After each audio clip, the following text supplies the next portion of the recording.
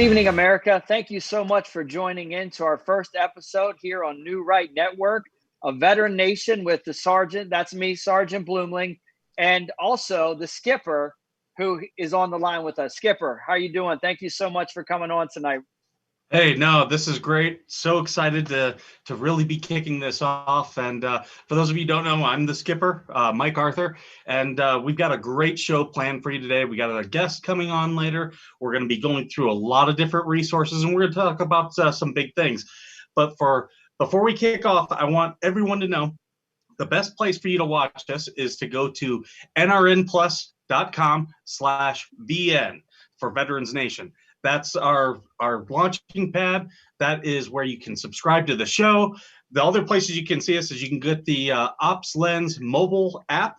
Go to live channels. We'll be streamed there. We'll also be on NRN Plus's YouTube channel and also on Periscope. Thank you so much, Skipper. I mean, this is such an exciting. Today's show, we have Brian Smyth who's coming on. He's AKA the Bishop. He works, that's what Wayne Dupree has dubbed him as. So we got him as our special guest today.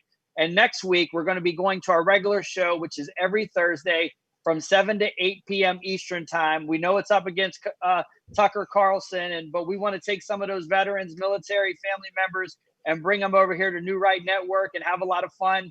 But tonight, we want to talk about a lot of great things that are going on in the military community, but we also want to remember our fallen. So I want to start off the show with all of our brothers and sisters that we lost serving in uniform and out of uniform to mental illness or suicide.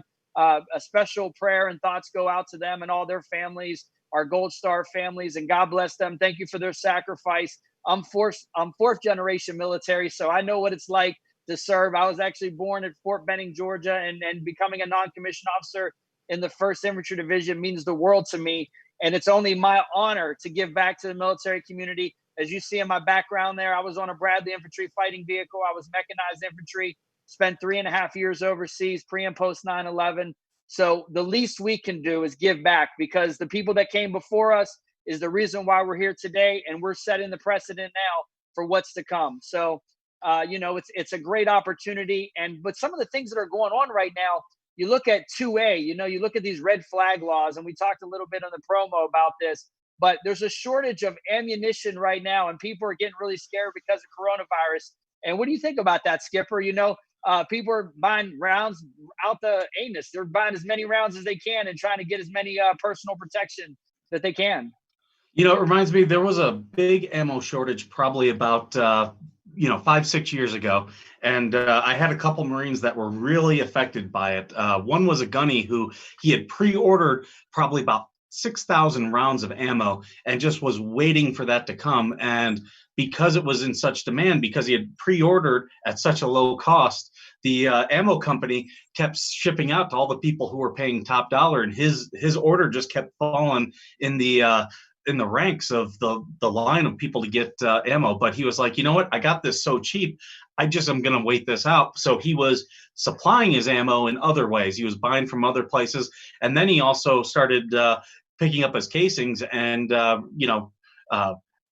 repurposing those rounds to use again. Yeah, it makes a lot of sense. I mean, right now you got to be creative, and every state is different. I got my concealed weapon permit down here in Florida. But if you're in New York, you can't even have a concealed weapon. I was also lived in Virginia for a long time. You can open carry in Virginia. So you really got to be paying attention to your state laws. And you see what's happening in California with Governor Newsom out there. I mean, he's trying to be the wild, wild west out there. Oh, don't I know it? I'm out here alone and unafraid in the desert. And, we got a lot of people that carry out here. I'm unfortunately one of the counties where you can actually get a concealed carry permit and walk around. But a lot of people out here in California, they can't. They're hurting. For a while in LA, they closed all of the gun businesses. So, and that's where you have to go per California law to get all the paperwork to get a concealed carry permit. So that was really messing with Californians. It actually was denying them their Second Amendment rights. So it's good that they backed away from that, but we have a long way to go here in California in terms of gun rights. Yeah, I know you're out in that west area there, but it's really crazy if you think about it right now. I mean, these are mission essential.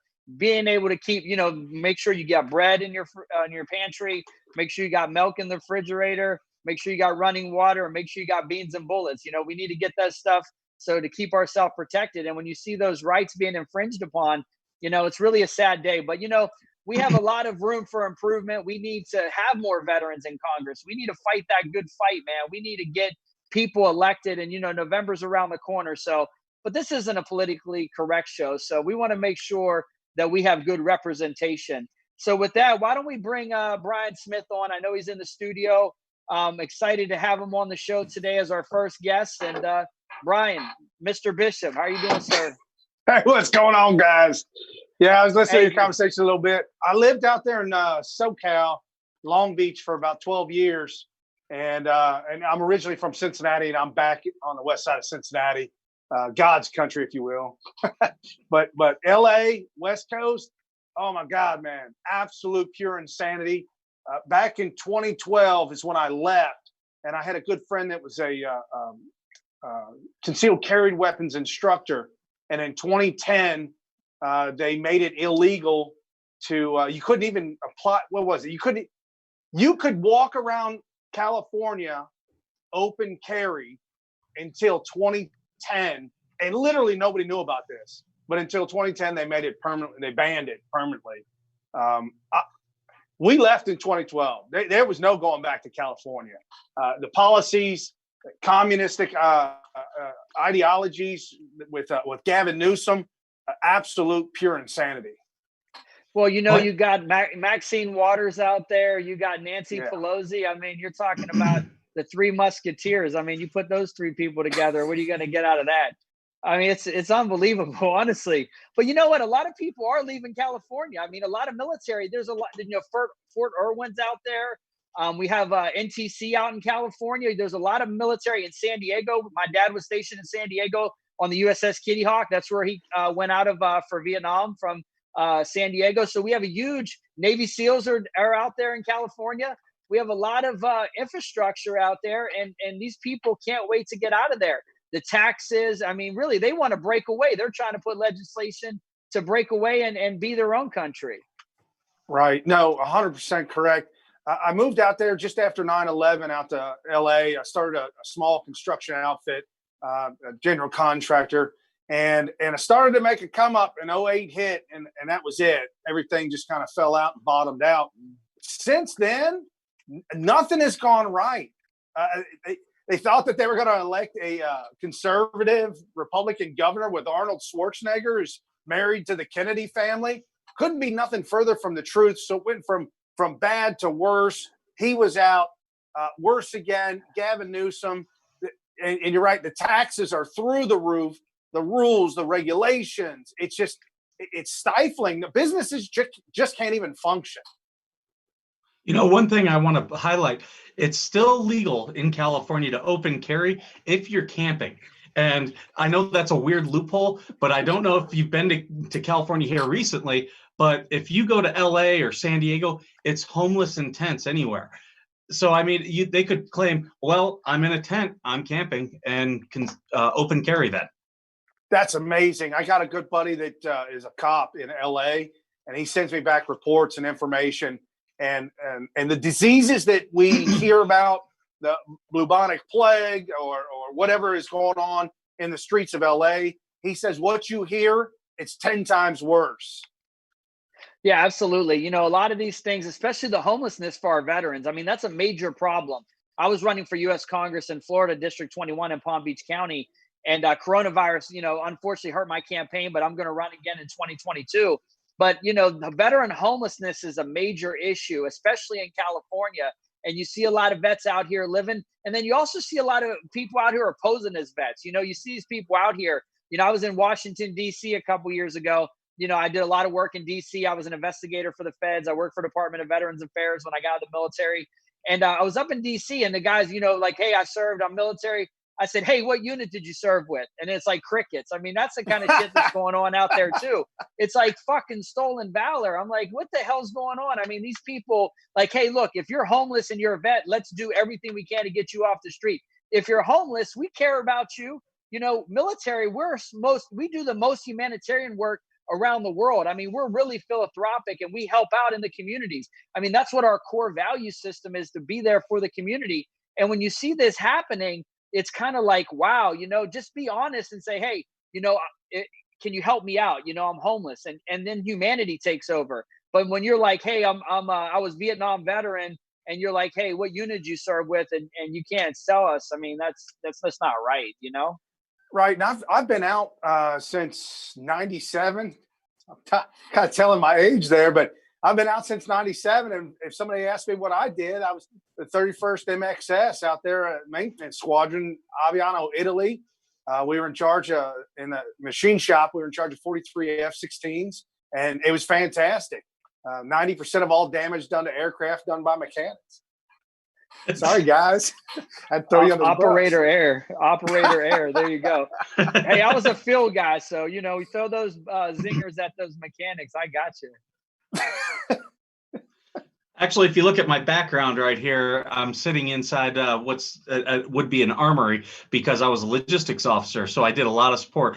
Armory is one of those places where I feel the most home, but I've had those mechanics, those wrench turners there, and I'll tell you, those guys, they are very dedicated to what they do, and they try to make everyone keep out there, keep in the fight as much as possible. Oh man, when you served and you're a mechanic, trust me, when I was on the Bradley, every time we came back from the field, we're either in the field, we're deployed, or we're pulling the pack in the maintenance facility. You know what I'm saying? We're out there pulling the pack, working side by side, turning wrenches. I mean, it's a lot of work. I mean, it sucked. When you get into there where the engine block is at, you got to get in there with the pressure cleaner. You really know that, hey, this is real shit that I'm in. Right. No, 100%. And when you're working on those aircraft, I mean, some of these mechanics, accidents happen. You're turning a wrench and shear off a bolt head, and you call a machine shop out to come extract that head, and they say, "Guys, man, please get that thing out. We don't want to have to pull this engine." I'm like, "Well, I don't know, man." Then somebody shows up with a 12-pack. I said, "Yeah, you won't have to pull that engine." Yeah, that's hardcore work. It's really hardcore work. I was actually air defense, so I was trained to shoot down with a Stinger missile. So we did fixed wing and identification. We had to identify every aircraft: F-16, F-14, the whole gamut. So you don't want to shoot down one of your friendlies. I mean, that's the worst case scenario: friendly fire. Right. No, understandable. And I'm just I'm cracking jokes at some of the mechanics, but absolutely every single aspect of the military is necessary, obviously. And mechanics, I mean, we're all human. We don't get it right every time, but they keep the F-16s flying where we were out of Aviano. My brother was stationed out in Okinawa, Japan. They were taking the engines out of the A-10s and sending them over to Korea to be rebuilt. And man, he's got stories beyond stories about some of the things that they had to deal with over there as well. But salute to all the troops that are out there. Appreciate everything that you guys are doing. Yeah, absolutely. And there's a lot of business owners who come out of the military service, and we got an entrepreneurial mind. I actually graduated through EVV program through Florida State University, Entrepreneurship Boot Camp for Veterans. And these are great programs for veterans. A lot of people don't know about it. That's why we have this show, Veteran Nation, on New Right Network, because we want to get this information out to the veterans. We want to share our success stories so we can help, give them that motivation, especially now. A lot of people are down, people can't go out in the community. What are you experiencing, Brian, out in the community? Well, I'm gonna be honest with you. I mean, I'm never politically correct, and I've never participated in the corona. Not one day, not 1 second, not 1 minute, not whatsoever. My sister and her kids come over, my wife and the kids, they all play. They go out to the creek, go out to the parks, the parks, not playing in the park, but going out to the parks, into the wooded area, going hiking, camping. There's other alternatives to release that cabin fever. These people are getting crazy out there. Suicide rates through the roof. We were talking on the Wayne Dupree show this morning about Chicago and the murder rate capital. Some people are telling me that the murder rates are higher in St. Louis and Baltimore, Maryland, which is pretty rough. Baltimore's pretty rough, but Chicago, I'm telling you, the Democrat-run city. Just in the last 3 weeks, we're looking at 73 people shot, 336 shot and wounded, 409 total shot, and 83 homicides in the last 3 weeks in Chicago. And these rates are going up because of all the chaos that's going on. So you got to get creative and get outdoors, even if it's in your backyard. But yeah, that's what we've been doing. Yeah, that's great. The thing is, you need fresh air. I mean, think about it. We had NBC training, nuclear, biological, and chemical training. We had gas masks. The filter on there was like 4 inches thick. When people are wearing these masks, I just laugh. I'm like, this stuff is just, you can't make this up. I mean, honestly, you really have to. I mean, this is just, you don't even have words for it. It's just, you see people driving down the street with a mask on and gloves in their own car by themselves. Oh, right. My day job, I do a lot of driving, and I see people cutting the grass with a mask on. Now, granted, you may have allergies to cutting grass or whatnot, but not all y'all. That's not common. People walking down the street, husband and wives wearing masks. I mean, come on. The two of you going back home. Oh, and today, down there in Broward County, down in Florida, I don't know what the hell's in the water in Broward County, Florida, but it ain't no good. And now City Council has implemented wearing masks inside your home. Come on, man. That's called communism. What are y'all doing down there? Well, you know what? In Palm Beach County here, they're mandating that we wear a mask everywhere we go. I mean, well, I really appreciate the governor of Georgia right now, because he actually came out to the city of Atlanta mayor and said, I'm going to file a lawsuit against you. You're not going to do this in my state. And I have a lot of respect for Governor Kemp. He's doing a lot of great things down there. What do you think, Skipper? The one thing about all this mask hype that I laugh about is everybody's wearing the mask wrong. After I left active duty, I did a couple of safety jobs, and I actually can fit test people for N95 respirators. And with that, you have to make sure that nothing is getting in there, and that's what OSHA mandates. All these people are wearing them wrong. They're not wearing N95 masks. They're not fit testing. You might as well just not be wearing a mask. Right. And if you got a beard or any kind of facial hair, you're not wearing the mask right. You got to shave all the way down clean. You got to get it, and you got to fit it just right. You got to make sure that it's right around the nose and everything's nice and tight. Otherwise, it ain't no good. Man, I'm glad we got experts like you guys on here. Thank you for your service, gentlemen. Appreciate y'all. Brian, you're killing me with that mask. That is hilarious. My wife has a girlfriend that I originally thought she was a hippie, but she kind of lives her life like that with her kids and her husband, kind of like off the land type of thing, chickens and whatnot. But she's a hardcore patriot.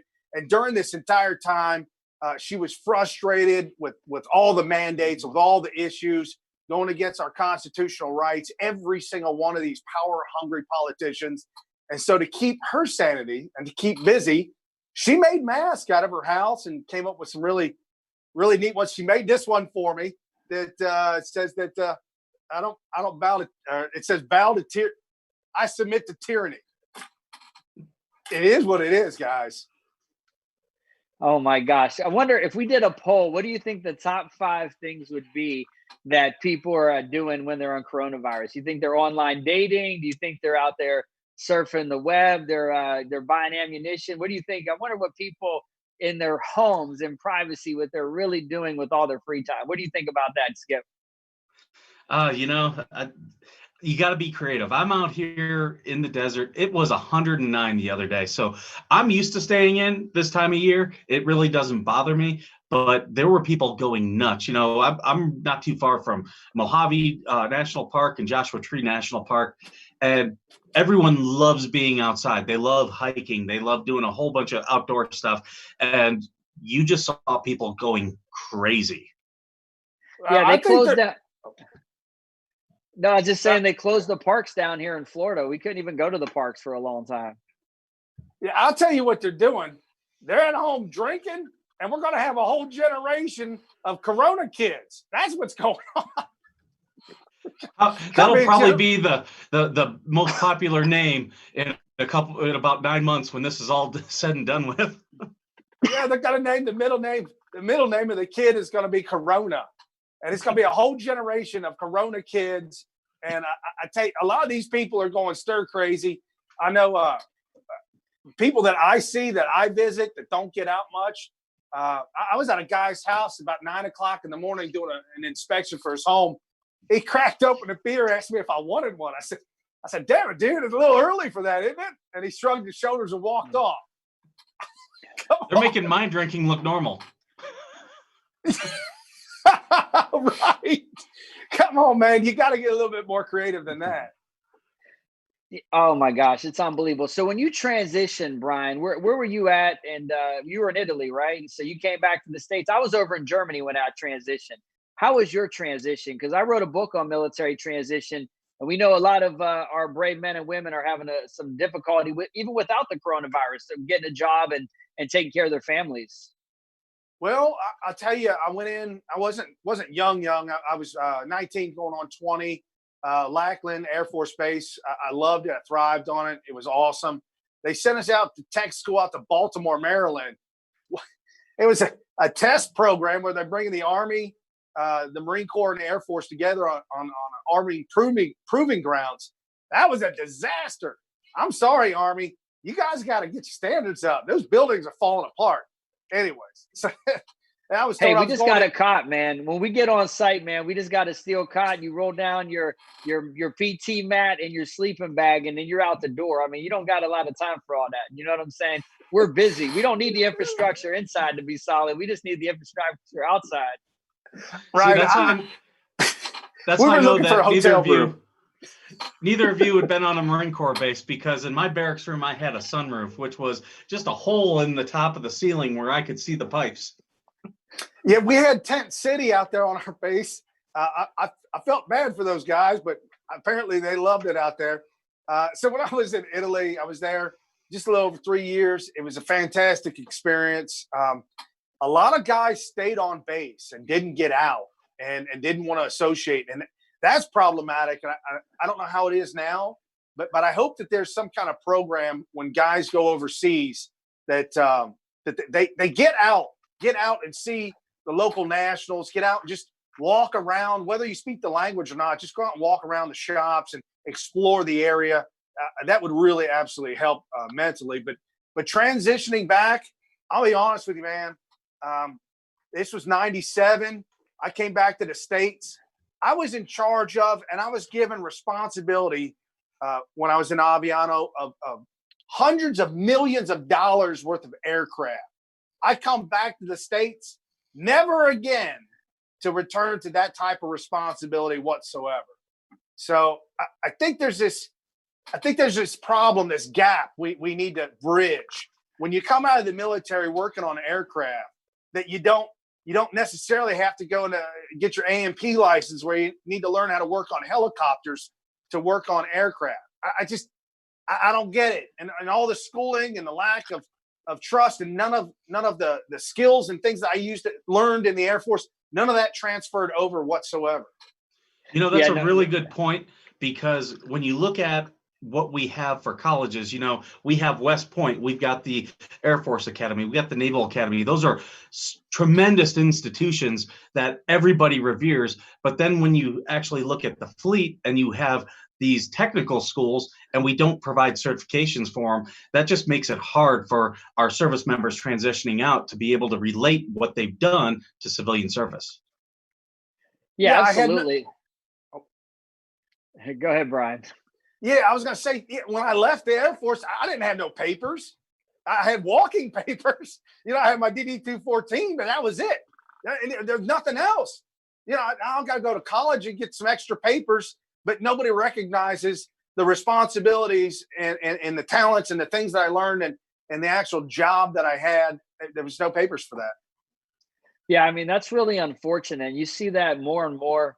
That transition. And you talk about being in Italy, though. I was in Germany for 3.5 years, and I did live on the economy. You know, I didn't have to live on base. I married my high school sweetheart, so we're divorced now, but I happened to be living out in the economy, and you kind of assimilate yourself. But I haven't been back since. And I got out December 31, 01. I haven't been back to Europe. I want to go back, but it's like a once in a lifetime opportunity, some of the travel you get to do in the military.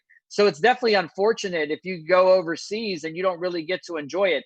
As far as I know, the Navy, my dad was on the Kitty Hawk. They go to a lot of ports. They deport.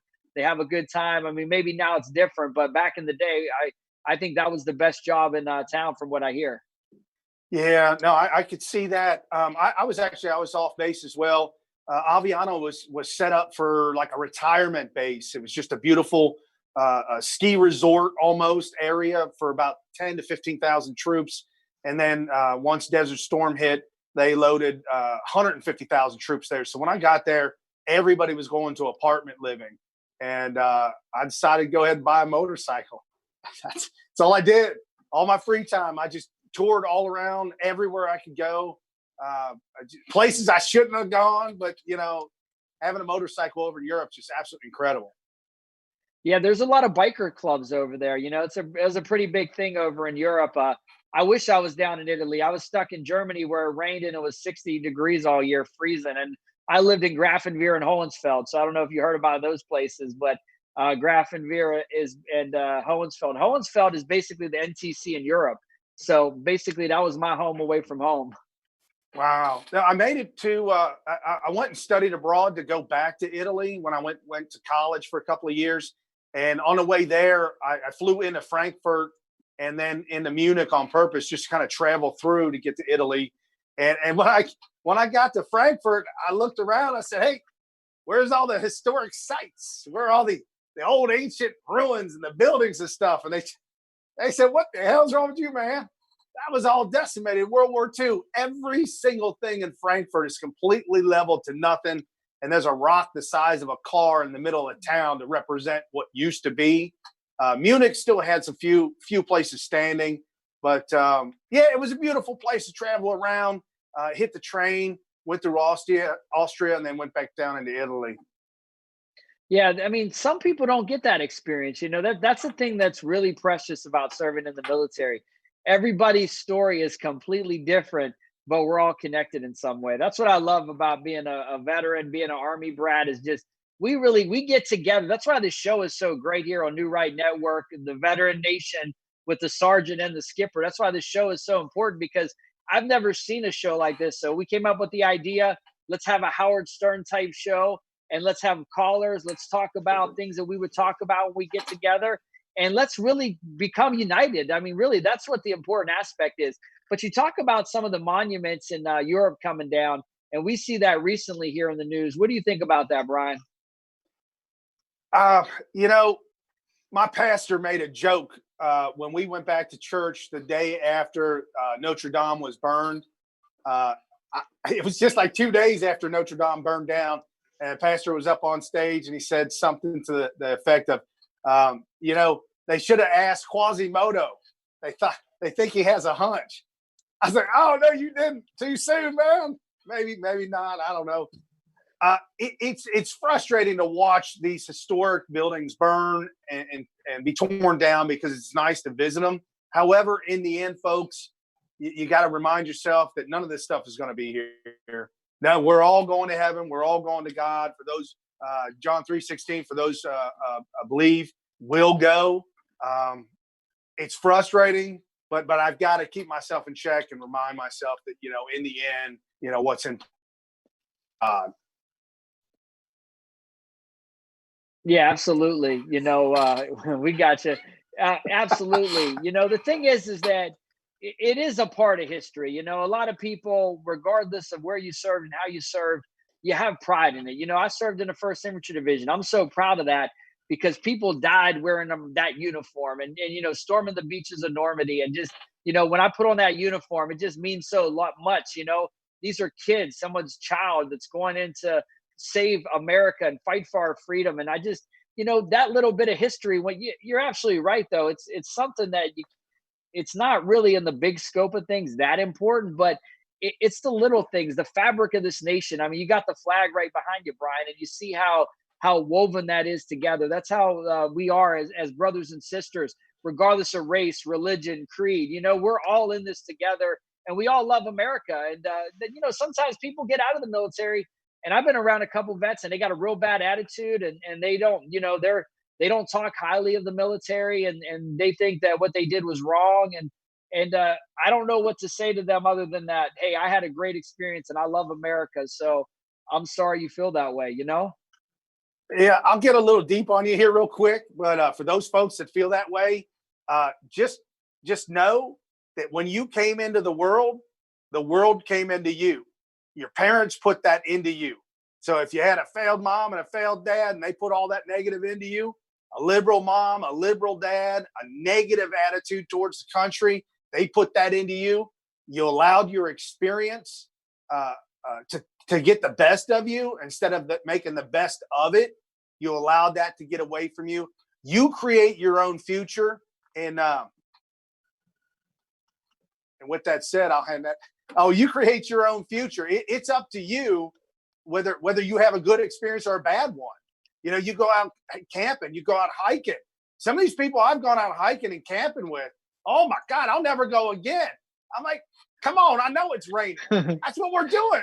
We're hiking, we're camping. Absolutely. You got to make the best out of every situation. In the military, you're going to be put in a lot of tough situations. And you have to remember that someone's relying on you, regardless where you are, what you're doing. And if you remember that as you get out of the military, just think about your family. We have a lot of problems with suicide right now. For all those veterans out there, if you're thinking of suicide, someone depends on you, whether it's your wife, your child, your husband. Someone needs you. And you have to always remember that, and remember that you have to be the one to hold things together and push on. It's not a bad thing to ask for help. Speaking of suicide for veterans, I just like to plug a guy who has been helping veterans for, I believe it's been maybe 40, 50 years. It's a program I had never, ever heard of before. The guy's been on the radio for 60 years, and they have been helping veterans with PTSD and curing them to the point to where that they can have and live a normal life.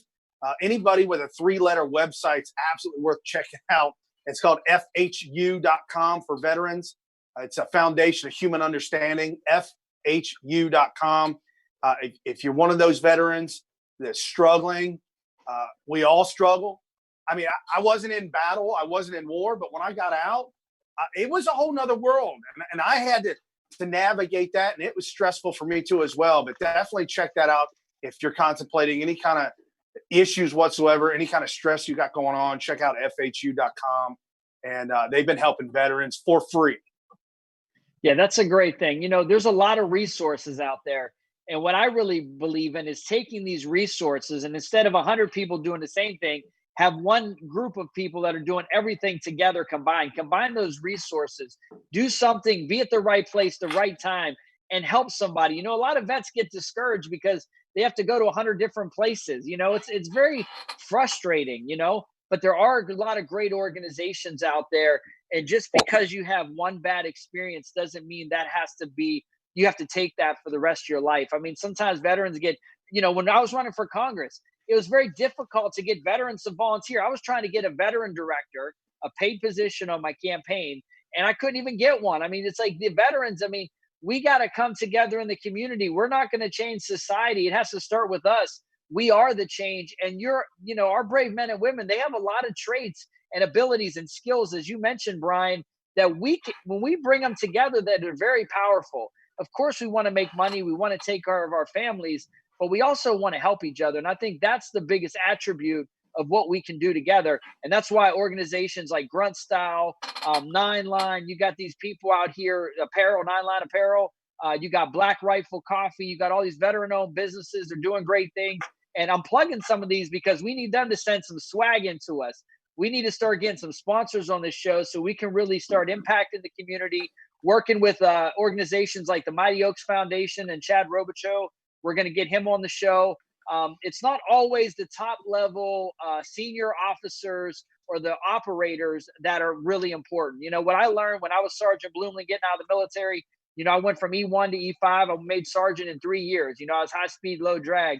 And what I realized when I got out is that everybody who served is important, because sometimes we lose sight of that. We start to try to categorize us. Well, you served in the Navy. Well, you served in the Army, and you were E3, or you were E7, or you were O3. I mean, none of that really matters. What matters is that you raised your right hand, and I have a lot of respect for that. And that's why I've dedicated my life to giving back to the communities and giving back to our veterans and their families.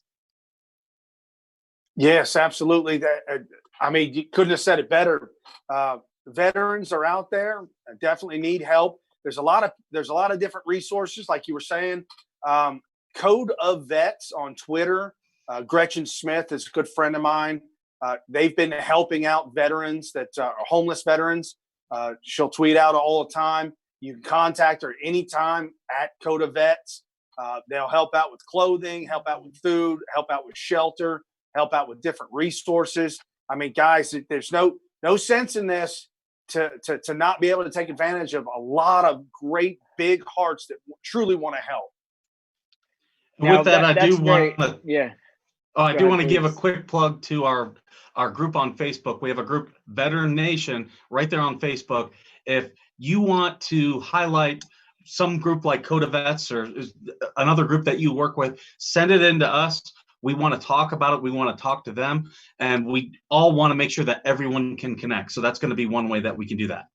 Yeah, Brian, make sure you tweet that out to your network, get that out there, get the information, because we're in this together. I mean, that there's no pride in that. The pride is in wanting to give back and do the right thing. And I think when you're in uniform or out of uniform, but we also have brave men and women who are serving right now. So God bless them. We have people right now who are fighting to keep us safe. And there's a lot of travel restrictions. And recently, the first person died from coronavirus in the military. So these impacts happen, as we've seen with the ship too, when the naval officer called out the SOS for his ship and he got reprimanded. What'd you think about that whole thing, Brian? I saw it a little bit, but I didn't really get too much into it. If you break protocol and you're not responsible for your actions or for what you're doing, they're going to come down on you pretty hard. I've seen a lot of different things go down in the Air Force where protocol wasn't followed, putting the aircraft together properly. There was an airman and a sergeant that were involved in a crash, resulting in a crash and the life of the pilot, and they were held all the way to the end. They were held completely responsible. So if you're not doing your job properly, consequences are going to happen. So I'm not really sure about the details of that. No, absolutely. I mean, that's the thing though, but these are the kind of things that we can bring to light on the show. So we need you to tap into your network, tweet out there, go to Facebook, join the Facebook group, help out. We have a colonel who's calling in right now while you're on the line, Brian. We'll still have some more conversation, but we have a Colonel Mike. He's calling into the studio and he has a little bit of feedback of what, because this show is very interactive. We want people who have served, who listen to the show to call in. We want to give them that ability. And that's what we're doing with this show. We're having veterans call in, their family members, Gold Star families, all of our brave men and women. Give us a call back. No matter what industry you're in or what you're doing, something you have can help somebody else. So we always want people like that. But we have Colonel Mike on the line, I think. And if we can have him come in for a second, I think he has a couple words he wanted to tell us. Hey, guys. Yeah. Thanks for having me. You've covered a lot of really good topics. I mean, the one that gets me the most is stolen valor. When people say, well, yeah, I checked you out and I'll follow you because you're not stealing anybody's valor. It's like, yeah, thanks. Man, that's something. But one thing I'd like to bring up is concurrent payments. If you guys are familiar with that, a lot of people that are retired, you have to have at least 50% disability before you get your retirement check in full and your VA benefits. So that should be something that maybe we can plug into and see what MOAA is doing about that, and VFW and American Legion. Those would be the three big ones. But yeah, this is great. This is a great format. I like what you guys have covered. I mean, it's and especially about Congress and vets, and thanks for running for Congress. And hopefully you'll jump back in that, because, there was an article where we looked like we might be able to flip California, and a lot of vets are running those seats. Yeah, Buzz Patterson's out there. So how did you hear about the information, Colonel? What's the best way that you could help get this information out there? We need to spread the word, because there's 1% of Americans who have served, but that's a big population, and we really need to connect with them. We can't afford to lose our brothers and sisters because of a lack of communication. No, that's true. I've got a pretty good presence on Twitter, and I'm passing out the Veteran Nation through that way. But I know New Right Network has a pretty good Facebook page too. Those are the two that I'd go with. That sounds great. What are some of your military things that if you had a military memory that you enjoyed the most about your service, what would it be if you had a minute to tell us? Oh, wow. Well, I was in Desert Storm. I was a shop officer, so that was the guy in charge of all the maintenance, all the Bryans that you're out there. I had 222 of them, and they did great work. We supported not just one tank battalion, but 3 tank battalions, 1 mechanized infantry, and it was in Desert Storm. And there we are. We've got brand new batteries and no battery acid. So I tell the field ordering officer, you got to get me 2 big vats of acid, and I want sulfuric, but I'll take anything. So he brings in 1 molar hydrochloric acid. There isn't anything stronger in the world than, except for 2 molar hydrochloric acid. But anyway, it's industrial strength. So I basically have to figure out a way to dump this acid out, because you have to add acid to water. So I create or dilute this hydrochloric, 1 molar hydrochloric battery acid down to 10%. Takes days because it's so hot.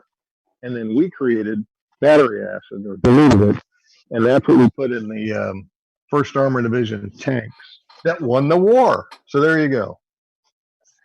Wow, well, that's awesome. Thank you, Colonel, for that. Sure. Thank the mechanics. They said, hey, we got to make our own. We did. That's what we did. Yeah, they definitely are resourceful. I know I was cracking on them earlier, but yeah, they definitely are resourceful, especially when you're in need. And like you were saying, during Desert Storm, I was serving during out in Italy during Operation Deny Flight, Decisive Edge. And there were times where, yeah, you just didn't have what you needed, and you had to make do with what you had and come up with new ways to do it, new inventions, just all kinds of things. That's one thing that always has just amazed me about the military, the people who can move mountains with just the fewest things available to them. And that's a great story, Colonel Mike. I appreciate you for coming on to the show today and for sharing it with us. And thank you for your service. Cool. Thanks, guys. We'll catch you later. Yeah, take care, Colonel. So, Brian, what about if you had a minute, what would your in closing here? We really appreciate you coming on the show. What's a story, if you had a minute, that you really enjoyed the most about the military? You know, something that really stuck with you in your life. Wow, man! The travel, the flights, the around the world trips. It's been phenomenal. Like I said, I bought a motorcycle when I was there. It was a pretty big one. It was had 1100 cc engine. It's big cruiser.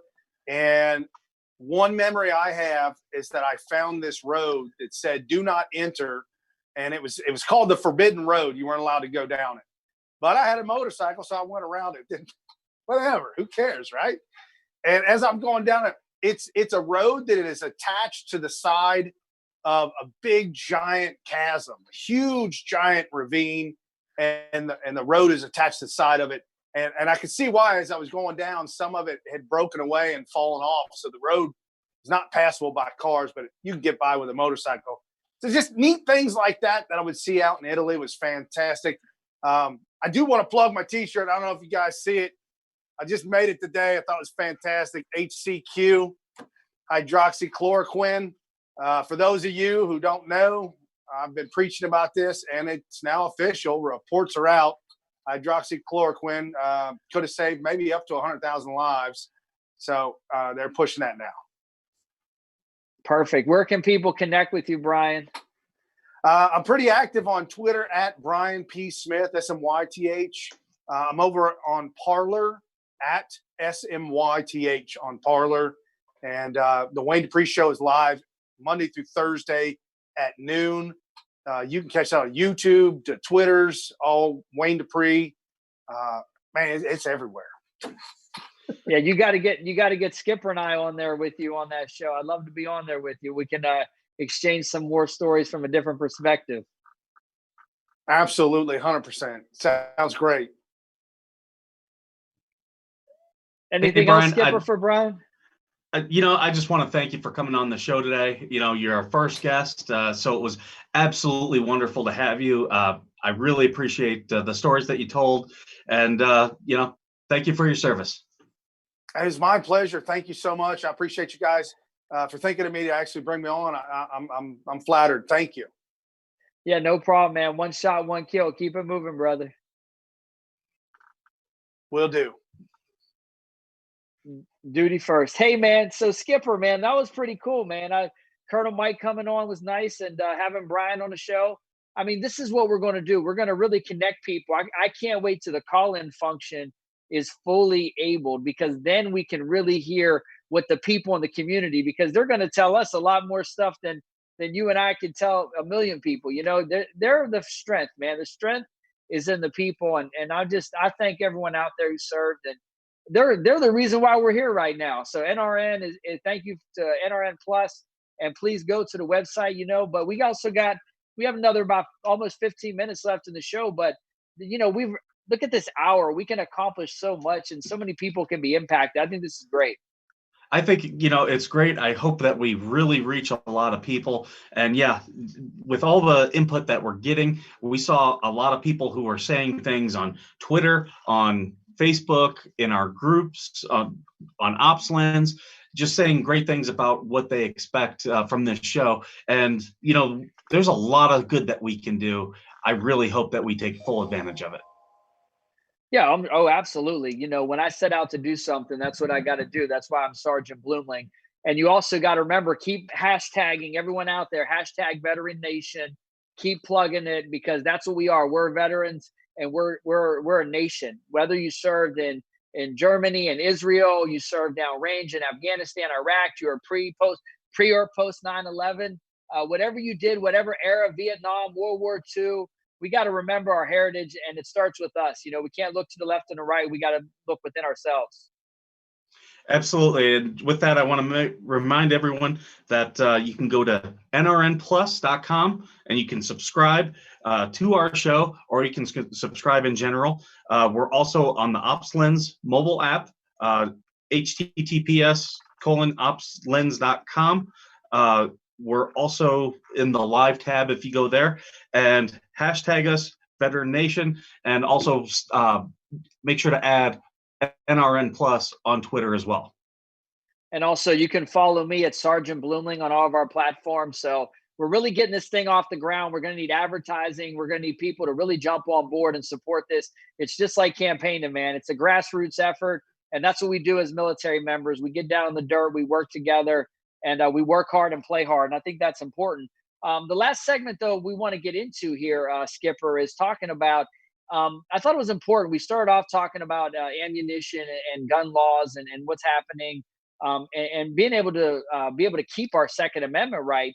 But a lot of our fallen soldiers, we want to remember our fallen. I talked about that at the beginning. But a lot of our troops who have been killed downrange have been killed by IEDs, which are improvised explosive devices, and EFP, which is explosive formed penetrators. And these things have been very dangerous to our military forces.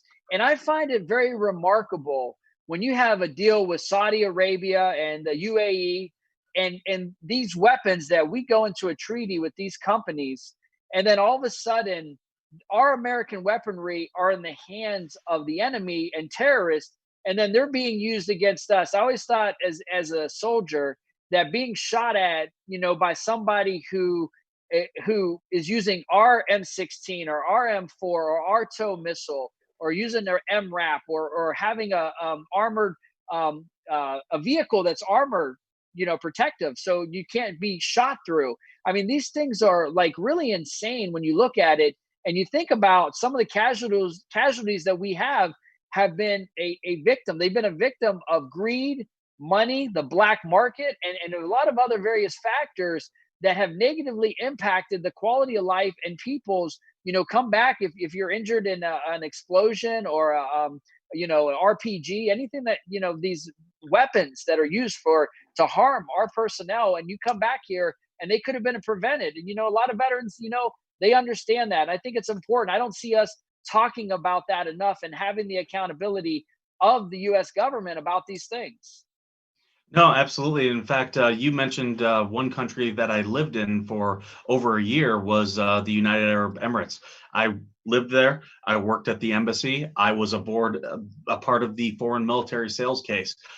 There was a lot of issues, a lot of things they wanted to buy from us, things that, there were things that we could not sell them. And I was one of those individuals there as the backstop to be like, hey, you can have this, you can't have this. And while I was there, a lot of things went off. The UAE and Egypt were confronting ISIS in Tunisia and actually did a very good job. They were using American and Israeli made aircraft to do that. The other thing that happened during that time was the Yemeni civil war broke out. And I'll tell you, we were on a lot of calls with those individuals up in the Riyadh embassy, talking with the people, our counterparts at the UAE government about here's what you can take, here's what you can do. They were constantly asking us for support. They wanted to take off from our aircraft carriers, and that was a no-go for us. But things like that were always decisions. And I'll tell you, sometimes it's scary knowing that this is a product that we're going to sell to somebody. They're not allowed to sell it to other countries, but you know how the world gets, things go missing, things, that was lost in an attack. And it becomes very concerning. Yeah. But yeah, a lot of these things happened under the Obama administration with the Iranian deal. These things were supposed to be, kept under order, but it's kind of hard when you give terrorists money to track what's going to happen. And because of that, we had a lot of loss of casualty. So in light of that, I was thinking about this today. I was like, okay, well, we want to honor our fallen, and honestly, and I wanted to look up and find out when the last casualties we've had. And that was on March 11th. Now, we had a few service members who died in uniform since then, but they were non-combat injuries, or that there was the fatality of them. So on March 11th, there was an attack in Iraq where 2 service members died. And I want to go ahead and remember them. And also, it's important to remember everybody who died in combat. So God bless them. God bless their families. I love you from the bottom of my heart. That's why I put in the sweat equity I have done, all the things I've done for the military. I helped create over 30,000 jobs for veterans, and I'm in a bipartisan effort with Governor McAuliffe in Virginia. I ran the veteran program for the state. I've put my heart into veterans. I've done so many things in the community, but really it's not about any accolades for me. I've seen a lot of veterans who try to make a profit off of veterans. That's never my issue. I don't think the skipper's issue. I don't think NRN, the thinking behind this show is to really highlight our veterans and give back to them. And that's why I love what we're doing here. But one of the people that passed away on March 11th in that attack by a rocket was a gentleman who was in the Oklahoma Air National Guard. He was in the Air Force, and it was Staff Sergeant Marshall Roberts. He was in the 138th Fighter Wing. So a moment to recognize him. He was one of the last 2 people that died serving in the military, who's a United States member. And the other person was in the U.S. Army, and he was Specialist Juan Mendez, and the last name I might say it wrong, excuse me, Covarrubias, and he was in the 1st Cav out of Fort Hood, Texas. So these 2 individuals died for our country, and it's not just the people that die in uniform, but it's also, as I mentioned earlier, the people who die who are out of uniform. They come back here, they feel like they're lost, they don't feel like their life matters. And I want to be the very first person, and I'm sure Skipper agrees with me, that we care about you. There's a lot of people out here who are in the foxhole. You got a lot of battle buddies. We're not turning our backs on you. We want to see you profitable. We want to see your family thriving. We want to see the divorce rates down for our military and our veterans. We want to see families reunited. I know a lot of veterans right now are dealing with parental issues with getting, being able to see their children. And it's a lot of toxic environment in America right now for our veterans. And never forgotten is more than just words. Absolutely. We got a lot of feedback on Twitter and Facebook about this show and what we want to accomplish. But I really am appreciative that people are talking to us. With those 2 individuals, it's really important that we remember them. I know having attended more dignified transfers of remains than I can care to even think about. Every single one of them are very special to us. And it's good that we have people telling us our feedback so that we can help them, their families, and the families of our fallen. This is Mayor Tawasha, who said, I think it's a good idea for all the veterans to come together and to help each other relate their issues in the lifestyle. And, that's a very good point. We've got a couple other people who chimed in. We had Jade at VexedVixen17. She said, awesome, can't wait for the show. Then we had Stacy, Red Virgo Stacy, who said, now you're talking. Stephen Terry on Facebook, he thought Air Assault loved this thing. So a lot of comments about our visuals that we have here, but we don't want to forget the people who've fallen. We don't want to forget their families. And for those of you who came back, you can still be a part of the fallen. We want to help you. We want to help your families, and we don't want you to be part of the fallen. And we're going to set up resources. We're going to try to build mentorship into this. We're going to partner with organizations like Mighty Oaks Foundation. We're going to get down and dirty. We're going to roll up our sleeves. We're going to make things happen. But sponsorship, advertising, NRN plus, having that paid subscription really helps out the program so we can expand. I'd like to have this show 5 days a week, Monday through Friday, from noon to 1 on Sirius Radio, and really, have a big impact. Veterans need a bigger presence in the United States of America. And I think that we can do that. I think we can have a major impact, and I think we can have a lot of fun doing it. I mean, that's what we do in the military. We work hard, play hard. I said that before, and I think that every life matters. Veteran lives matter. All this talk about here about ethnic groups or this life matter. I mean, you know what? I'm not hearing a lot of people say veterans' lives matter, and that's what's important. Veterans' lives matter, because without veterans and their family members, the support of the communities, even if you didn't serve, that's how we have freedom. That's what makes us the United States of America, and we got to work together. I mean, that's how you come out of coronavirus, everything that we're dealing with a bad economy, and really get people back to work. People want to go to work, and we need a lot of veteran business owners. We want to highlight veteran business owners on the show. We want to help to showcase them, and we want to help our veterans get back into the workforce, into jobs that they're qualified for and that they're meant to be in. And we're also going to have dynamic guests coming on the show. And I think that's just another variable that makes this such a great experience for somebody listening to the show, watching the show. And we want to be able to provide that on multi different platforms so people can come on.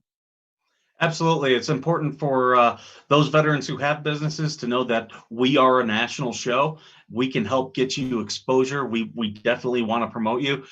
We are looking for people to, sponsor this show. There's things that we want to do and be able to accomplish. And for those of you, if you don't have a business, just be a viewer, comment on our show, tell us what you want to see. If you are a business, consider sponsoring our show, because we want to do some really cool things and we want you involved. And we also support our individuals with disabilities, our disabled veterans. And as you know, Chanel's my service dog. She's the best dog in the world. And I know you got Valor, and there's a lot of ways that we can help each other, whether it's dog therapy, horse therapy, communicating groups. And we want to do that. We want to showcase the human element of being a veteran. That's what I really believe in, having empathy and love. And we really appreciate everybody who came on the show. God bless you and your family, and we'll see you next week.